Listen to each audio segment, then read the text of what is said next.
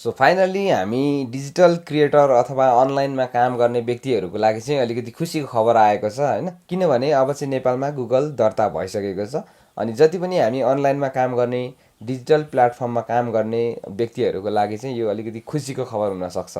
किनभने हामीलाई धेरै समस्या भइराखेको हुन्छ यो नेपालमा चाहिँ इन्टरनेसनल पेमेन्ट सिस्टमहरू नभएर होइन। जस्तै हामीले फ्रिलेन्सिङमा हामी काम गऱ्यौँ भने डलरमा हामी पैसा कमाउँछौँ, तर त्यो पैसालाई हामी रिसिभ गर्ने एउटा हाम्रोमा सिस्टमै छैन होइन। युट्युबमा त पहिला तपाईँको अरू कन्ट्री राखेर च्यानल मोनेटाइज गर्नु पर्थ्यो। अहिले पो नेपालमा पनि नेपालै कन्ट्री राखेर पनि मिल्छ।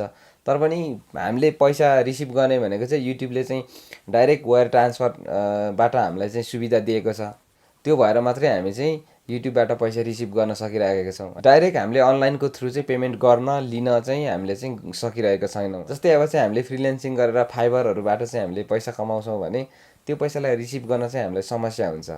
हामीसँग इन्टरनेसनल डेबिट कार्ड हुँदैन, मास्टर कार्ड हुँदैन होइन। त्यो भएको कारणले गर्दा अब पेपल पनि तपाईँको चाहिँ भेरिफाई हुँदैन नेपालमा। अनि गुगल पेहरू हामी नेपालमा युज गर्न सक्दैनौँ होइन। तर अब चाहिँ हामीले बिस्तारै नेपालमा गुगल दर्ता भइसकेपछि अब हामीले चाहिँ गुगल पे पनि अब चाहिँ हामीले प्रयोग गर्न सकिन्छ। अनि सजिलै हामीले चाहिँ डलर करेन्सीहरू पेमेन्ट गर्न, रिसिभ गर्न हामीले चाहिँ सकेपछि चाहिँ हामीलाई के हुन्छ, सजिलो हुन्छ। अब अहिलेको समयमा हेर्ने भने हामी टिकटकमा लाइभ बसेर पैसा कमाउँछौँ, धेरै नेपालीले कमाउँछ। तर त्यो रिसिभ गर्नलाई के गर्नुपर्छ, विदेशको मान्छेलाई गुहार्नुपर्छ। पेपल नेपालमा भेरिफाई छैन, हुँदैन होइन। त्यो समस्याहरू चाहिँ अब बिस्तारै हटेर जानेछ। युपिआईहरू पनि अब चाहिँ नेपालमा बिस्तारै चल्नेछ। सो जति पनि डिजिटल प्लेटफर्ममा काम गर्दै हुनुहुन्छ, अनलाइन वर्क गर्दै हुनुहुन्छ होइन, सो किप गोइङ अन भन्न चाहन्छु। अनि अर्को कुरा भनेको हाम्रो जस्तै फेसबुक मोनेटाइजेसनमा समस्या छ। अब स्टार चाहिँ नेपाललाई इनेबल गराएको छ। इन स्ट्रिम एडहरू इनेबल गर्नु पऱ्यो भने नेपालबाट हुँदैन होइन।